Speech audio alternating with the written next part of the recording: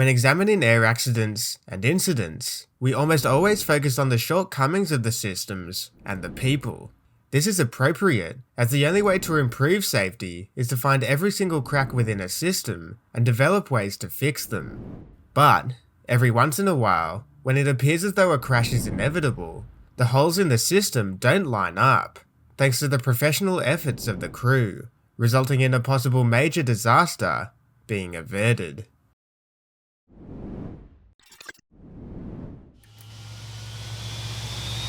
It's April 12, 1977, at San Diego's Lindbergh Field.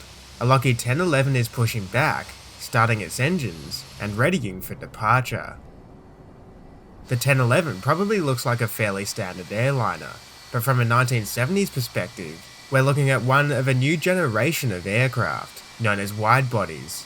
The Lockheed is only the third in the world to be introduced. Widebody aircraft would go on to change aviation forever, allowing airlines to provide never-before-seen levels of comfort, as well as reducing cost, granting the ability to provide cheaper tickets, and opening up travel by air to more people than ever before. However, let's focus back on what's happening on this flight. It's Delta 1080, which has been making a round trip over the United States, from Atlanta to Dallas, San Diego, and next, Los Angeles. The Delta Lockheed 1011 can carry up to 293 passengers, but on the short leg to LA, just 41 are on board, along with 8 cabin crew and 3 pilots. A side note here, Delta 1080 would indeed turn out to be an eventful flight, but the only report provided by the NTSB is a brief, one-page summary, so much of the information you're seeing in this video is based off news reports and interviews with the pilots, all of which can be viewed as accurate and reliable. There's more information though in the description, should you wish to seek it. In command is Captain Jack McMahon. He's joined by First Officer Wilbur Radford and Flight Engineer Stephen Height. It's been a smooth day for the trio, who only met for the first time in Dallas, but as the flight engineer subsequently wrote, so far, their operation has been meticulous but friendly, as you'd expect from professional pilots, and what would nowadays be known as good CRM. They taxi the Lockheed 1011 to the runway. Moving over the airport is a layer of heavy cloud. It's moving onshore from the coast, producing a low cloud layer with limited visibility, something which will be critical to Captain McMahon's decision making later in the flight. Let's do the control check, please. Sure.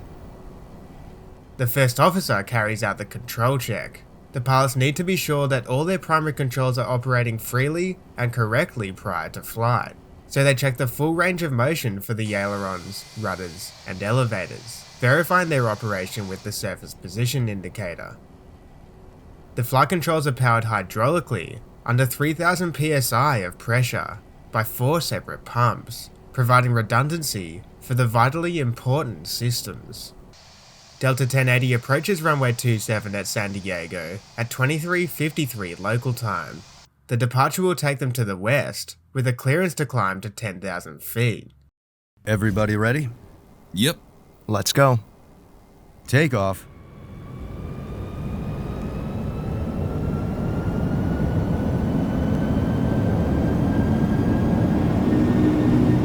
Knots. Check.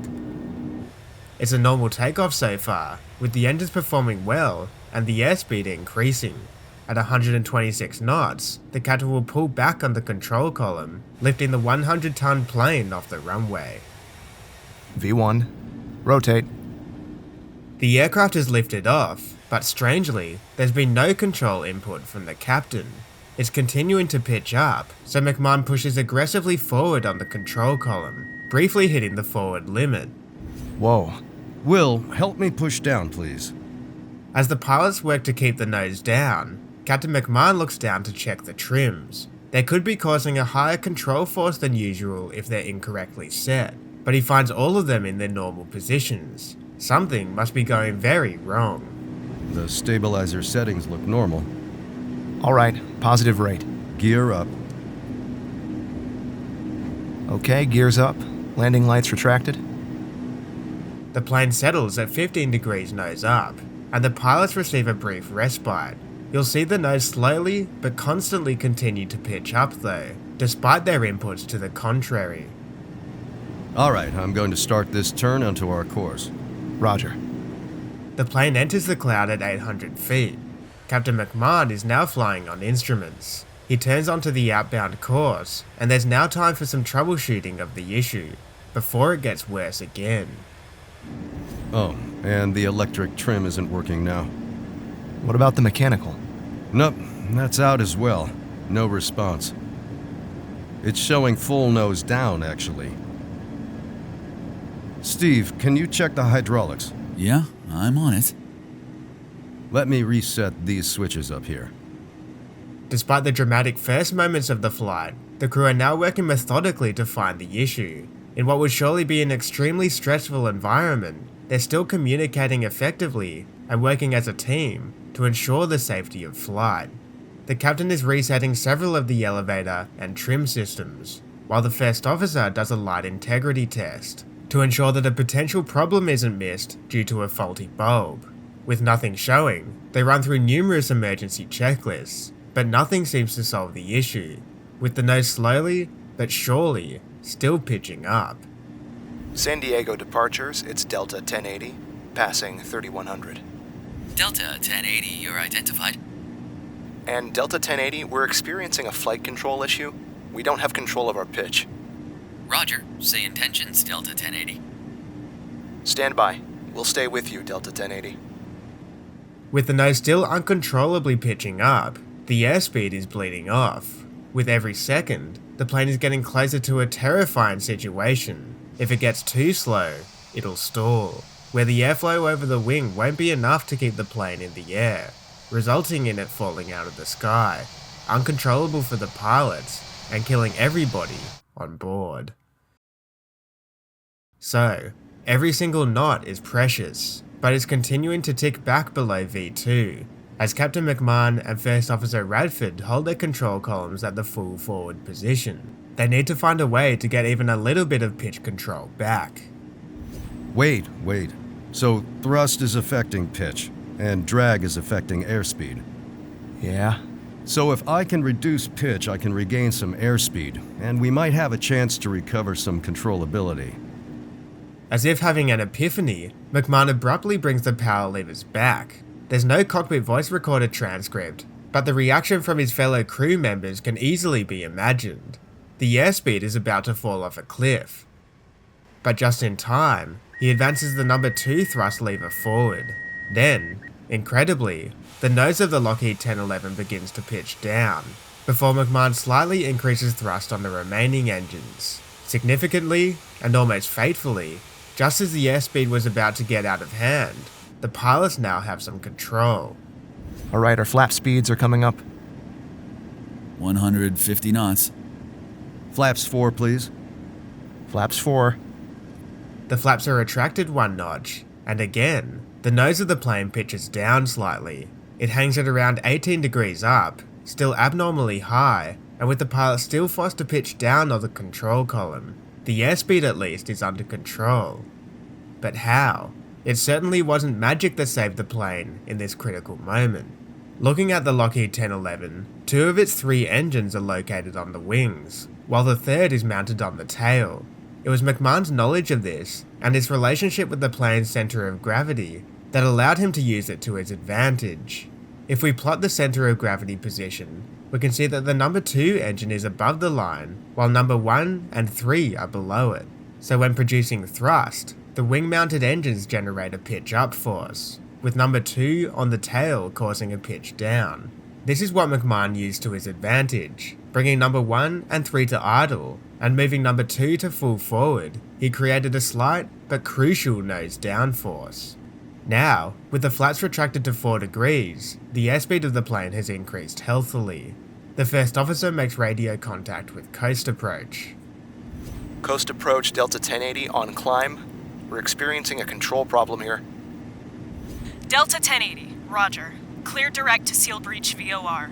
Climb and maintain 10,000 feet. Direct Seal Beach and climb 10,000 feet, Delta 1080. This 3 Greens video is brought to you in part by Surfshark VPN.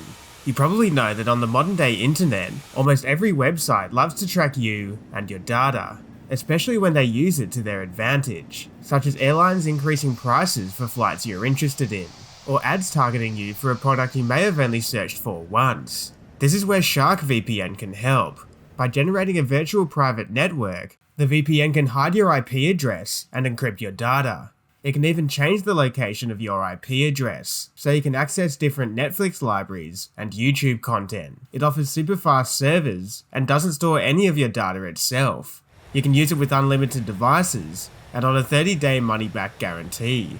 What's more, through watching this very video, you can access Surfshark VPN not only at 83% off, but with an extra 3 months for free. Simply click on the link in the description and enter the promo code 3greens. Thanks again to Surfshark for their support of 3 Greens. Climbing through 9,000 feet, Delta 1080 breaks out of the clouds, and at the same time, the airspeed increases enough to allow the flaps to be fully retracted. Leveling off at 10,000 feet though is going to be easier said than done. With no control over the aircraft's pitch, it's going to be extremely difficult for the pilots to stop the climb. We're not going to be able to maintain 10,000. Can you let them know? Delta 1080, we can't maintain 10,000 with our control issues. Roger, Delta 1080. Cleared for block altitude 10,000 feet to 12,000 feet. Thanks. Cleared the block for 1012, Delta 1080.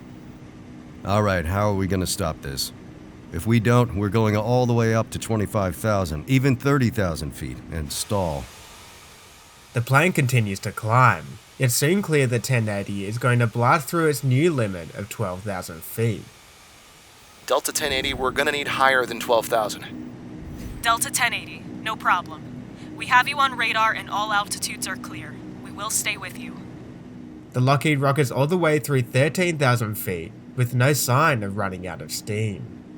Well, I guess we have no other choice. McMahon brings the number 1 and 3 thrust levers back slightly. He's taken the risk of disturbing the perfect equilibrium he achieved earlier between thrust and pitch. But as he does so, the plane slowly begins to level off, and after some perilous minutes of fine-tuning, the crew finally managed to stabilize the plane at 10,000 feet. It's at this time that the cabin crew are briefed on the situation. The flight attendant at the front of the plane approaches the cockpit. Hey, boys. Is something wrong? We just have a control problem. Can you go back there and move the passengers toward the front of the cabin? It might help us a bit. Sure. I'll move them all into the forward cabin.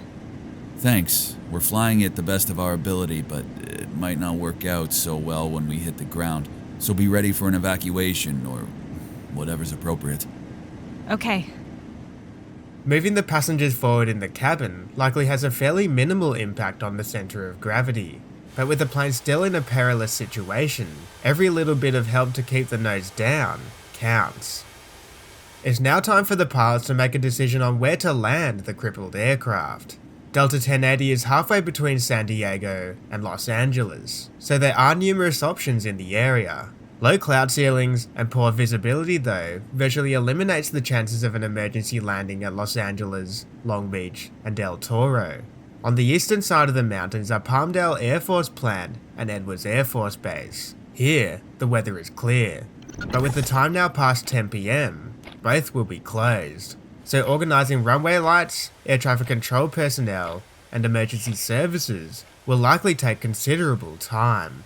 Las Vegas and Phoenix airports are possible long-range alternatives, but it'll take a lot of fuel to get there, fuel which Delta 1080 does not have. Plus an altitude of up to 13,000 feet would be needed to clear terrain en route. All this leaves 1080 in a rather difficult position. There are countless options, but each has its own drawback. In the end, the crew decide on Los Angeles. Despite the weather showing cloud at 700 feet with 4 miles visibility, LAX has a long, straight-in, stable approach on offer to runway 6 right, one which Captain McMahon is very familiar with. Delta 1080, we'd like to declare an emergency due to our control problems, and request vectors for a 15, maybe 18-mile straight-in approach for a runway 6 right. Roger, Delta 1080. Stand by for vectors. Delta 1080, I can also offer you an approach to runway 24, if you like. Stand by, 1080. What do you think? That's no good. Yeah. I do not want to bring this uncontrollable airplane back over the ground and have it fall on people in their houses. We will stay out over the water, and if this airplane comes apart, we will be in the ocean. With the runway selection settled, and the plane commencing descent, the next thing to work through is the matter of landing the plane, which barely wants to fly. A landing with full flaps could potentially be unsafe. They'll likely cause an excessive pitch-up force, which the crew may not be able to deal with, but at least some flaps will be needed, or the plane will be flying too fast to land safely. So McMahon decides he will aim to use 22 degrees of flaps at a target speed of 165 knots. In the meantime, the other two crew members continue to see if they can solve the problem, reviewing all the procedures which have been carried out so far, but it seems every possible option has been exhausted. You've got the stabilizer showing full nose down and you're not getting it. I can't believe it. The Lockheed 1011 descends through 9,000 feet and once again enters the pitch black instrument conditions. The crew incrementally extend the flaps. Alright, let's select flaps 4. Flaps 4. Speed checked. The extension of the first stage still allows McMahon some control over pitch, with about half an inch of movement available in the control column. For the next stage, 10 degrees, even more control becomes available, about 1 inch. He tries to use the autopilot to utilize some of its trim authority, but it causes an immediate pitch up, and is disconnected as quickly as it was switched on. With the flaps at 10 degrees and at 180 knots, Delta 1080 follows air traffic control's radar vectors towards the approach at LAX. At 5,000 feet, it intercepts the localizer, 15 miles away from the threshold of runway 6 right. The flight engineer informs the cabin crew, and they make their final preparations for an emergency landing. Through 2,500 feet, the approach is stabilized and looking good. All that is left is to extend the landing gear, extend one more increment of flaps, and break out of the cloud. Gear down. Roger. The gear is extended, but the pitch of the plane is disturbed. The nose begins rising once again, and this time, it's happening quickly. The brief thought of ditching into the ocean crosses the mind of McMahon, but by dramatically increasing power on number 2, again generating a slight nose down force, he's able to re-stabilize the aircraft and get it back on the glide slope. The skill to do so, in a wide-body aircraft with no control over pitch, should not be understated. Just as the aircraft regains the glide slope, the runway appears through the overcast cloud. The crew abandon plans to further extend flap, with the landing gear ordeal enough to convince them otherwise. It's going to be a landing, but it's going to be bumpy.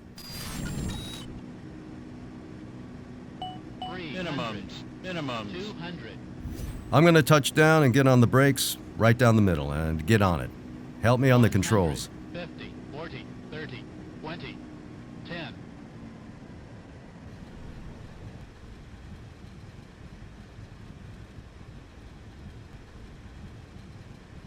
$130 knots.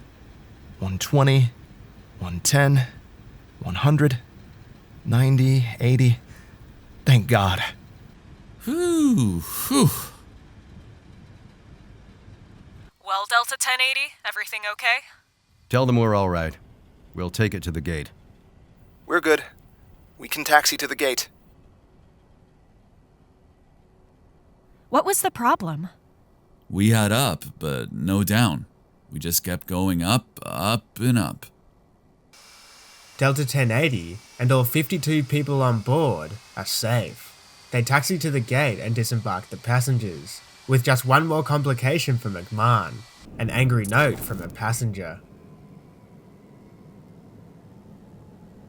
As the Lockheed 1011 is swarmed by engineers, the pilots move on to a spare aircraft and complete their final scheduled flight of the day to Dallas.